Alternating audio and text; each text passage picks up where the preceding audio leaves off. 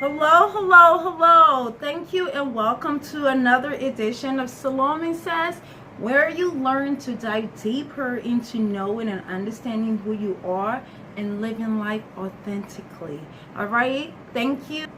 Today's topic is a little different from what we've been doing now for the past, 3, 4, 5 months.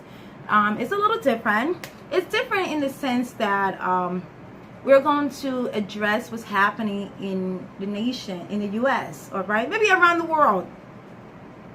Not just the U.S., around the world, okay? We're going to talk about that in terms of mental health, okay?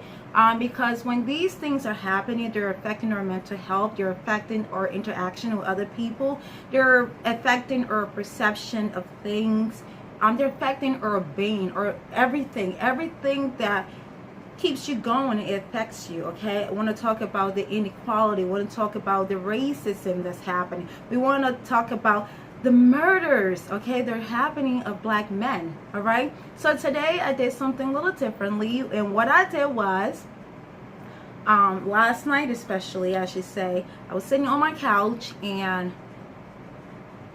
I just kept feeling bothered. I've been feeling bothered now for a few days. I wasn't even sure if I was going to be able to record today because I've been feeling really bothered for the past few days just because of what's happening. And I talk a little bit about that, a lot actually, in the audio you're going to listen to in a little bit. All right, but I was sitting on my couch last night and just thinking about things and processing because I have two brothers. One is 30, the other one is 20. And watching that traumatic video of George Floyd get murdered like that, it just brings all these words, okay? It makes you wonder if that could be you. Hopefully not, but if it is, like, you can just put yourself in his family's shoes, okay, in his family's position, because just imagining what they must be going through right now. It's really, really hard and difficult to deal with.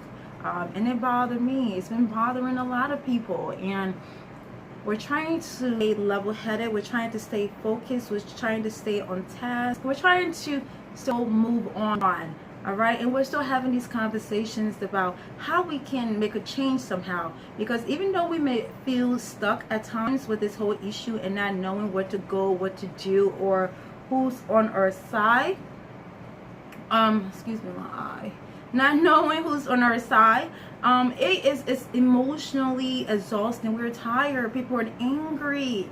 I'm angry. People are angry. And I talked a little bit about some self-care strategies you can put in place to help that process. Hopefully you can hear me. I have my ear on. It's got a little too hot in here, so I had to put my ear on. But I did talk about some self-care strategies you can use, and hopefully this video helps someone.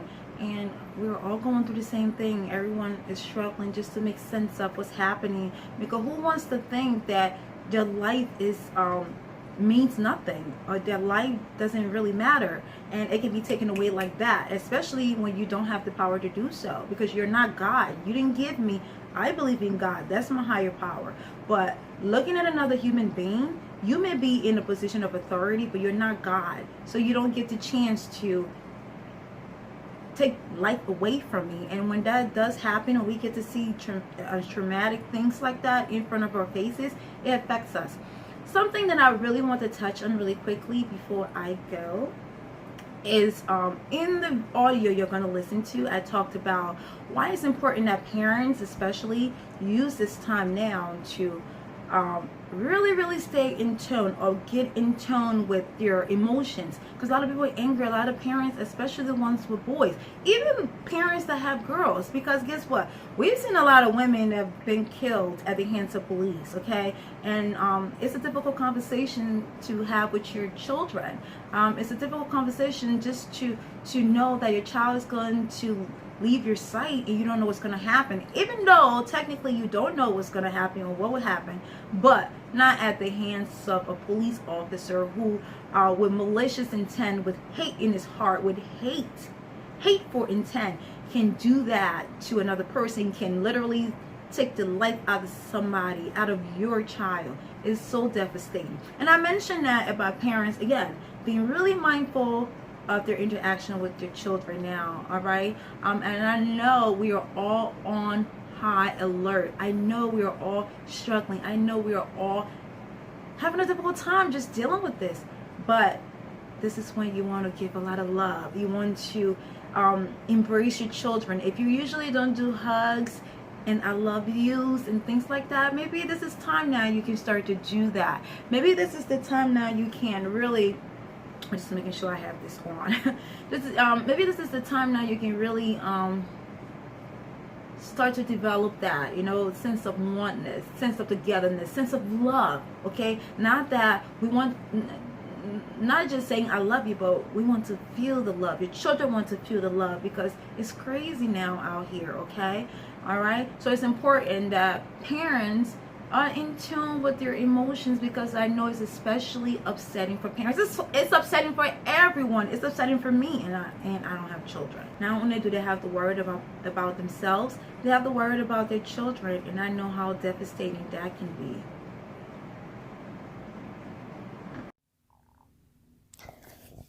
Today I want to focus on the state of the nation right now with the death of George Floyd and the uproar and just the unrest and everything that's happening right now. And it's been affecting me, and is that when I allow myself to watch disturbing things, it can be traumatizing. And if I'm feeling traumatized because I saw a person get killed, that is a heavy thing and emotion to carry it around. And I know a lot of you may be experiencing the same thing, I'm sure. And I think a lot of people are very, very, very angry and upset. And as a therapist, it's important to me to maybe talk about what's going on, not, address it and be able to bring some emotional awareness to people out there who may just be struggling right now to just deal with this, to come to terms with it. It's very upsetting. And a lot of people have been traumatized, re-traumatized, and just watching things like that happen. All right. And for my clients and people that I speak with, especially people who can't tolerate saying something that traumatic and just very upsetting. I know that's how it was for me. It's important for your own emotional well-being to maybe stay away from watching things like that. And that's something that I told myself I was going to do, because I remember when Philando Costello, when that guy, I watched a video of that man getting killed in the car with his little daughter in the backseat and his girlfriend. And it was so traumatizing. I was so upset. I was extremely upset. But during that time, I also noticed that my feelings and emotions started to change. And that's what that does. And if you are not really taking care of your mental health, watching those kind of very disturbing, traumatic, watching someone get killed like that in the most just vile way, just unhuman-like kind of way, it really disturbs you. And I have felt that, and I know a lot of people are feeling that. All right. After watching that video of that man getting shot in the car and just how senseless it was, I was really upset. And I decided later on to, once I was able to get a handle of my mental health and really understand that some people are just evil, and just understand and try to make sense of it. But for my own mental health, right? For my own mental health, because you still got to thrive. You still got to be there for yourself. You still got to be there for your family. You still got to be able to go on. And this is so hard to have to deal with, that sometimes it can really, really put your mind in a very negative state. And this is the time I really want to urge people to get to that place where you can find that one good thing that's happening for you, that one good thing. And I know right now we are all upset. I'm upset, but I want to make sure that I'm functioning in other areas of my life as well. You know what I mean? You know what I mean? We keep fighting and doing everything we can do. Do everything you can do within your power to make those changes during election time. It's important if it's important to you. All right. But for your mental health sake and what I am committing myself to doing, and I'm going to suggest that maybe you do that too, especially if you don't have the tolerance to be able to take things like that. It bothers you. It bothered me. It really, I mean, of course, this is so very sad that it's happening. It's very traumatizing, and people's lives, Black men's lives are at stake. Having to go out and worry every day. We don't know when we're going to die, but not like that in the most, inhumane way, in the most, I don't even know how to even describe it, because it's not even human like for someone to do things like that, you know what I mean? But at the same time, we are responsible for our mental health, and especially people that have children. It's important that you put these practices in place if you can take it, because it's really hard on your emotion. It's a lot on the person's emotion. It's a lot, not even that, just watching the video, just having conversations with other people. You know what I mean? We have friends of other races that we're having conversations with. Now we're coming to terms with how those conversations are going. How do they view us? We're having real, even though it may appear that some people may not be understanding, but the core of everything is we're having real conversations. You're finding out who you people or your friends are in your life. So it's a lot to deal with. It's a really lot to deal with. So you have to form a strategy to be able to deal with this in the right way. And the strategies I would recommend would be maybe preparing yourself before you even have that conversation, and making sure you're having that conversation with an intention in mind. All right. So remember that we can't change people's opinion and thoughts about us. Right. So go with that in mind and have conversations about feelings. If you think this is the person you can have that conversation with, who may be able to hear you, have a good understanding of what's going on. You both can share perspectives, right? Be able to listen, speak, be able to communicate. And if you're not ready to do that, that's okay. If you're not ready to have that productive conversation, that's okay.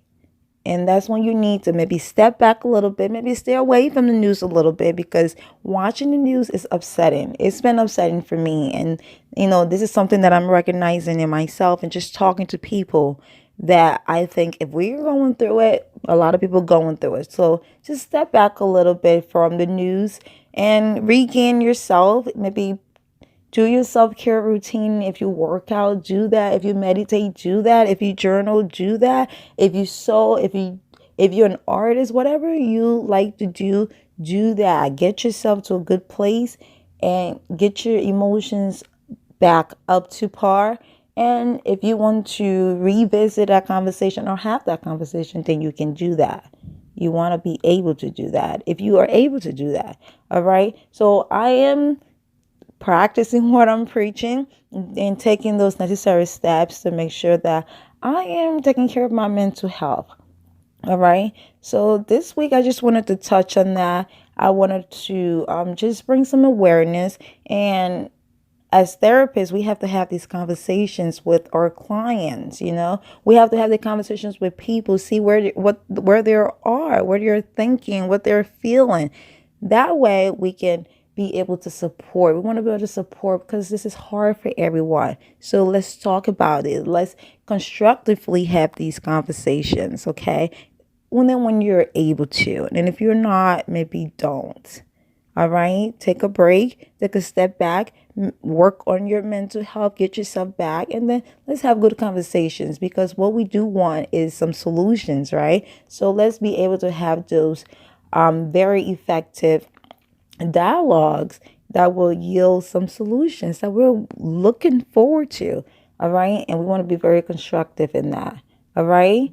Somebody made a post today on Facebook that I saw that says, move with strategies and not emotions. And I know that can be really hard when you're passionate about something, especially when there is evident tension and racial bias and inequality and all these different things happening that we are watching. We're watching people get murdered in front of our faces for no apparent reason. It's very hurtful to see, because that could be my brother. Just thinking about it is very, very, very, very, very, very even scary to think about. But those men, those black men that are getting killed, they are people's children. There are people's children, brother, cousins, fathers, husbands, everything. So the emotion is there. The anger is there, because that could be my brother. But I still have to function in other areas of my life. And that would be me taking a step back, focusing on my mental health, getting to a place where I'm able to digest this information or my feelings and be able to process it effectively. And then maybe when I am talking to someone, or I can be able to communicate in the way where we're sitting down and having conversations about possible solutions. What can we do? What can we do? What is there anything we can possibly do? Because that's what we want to see happen. We want to see us thinking and talking and coming up with solutions. All right. So this is to this episode. So Salome says, all right, I have a private practice, modern intervention strategies.org. That is my website. You can check that out. Please like, subscribe, and share, comment on this video. And I'll be back again with another episode, another edition of Salome Says next week. Thank you.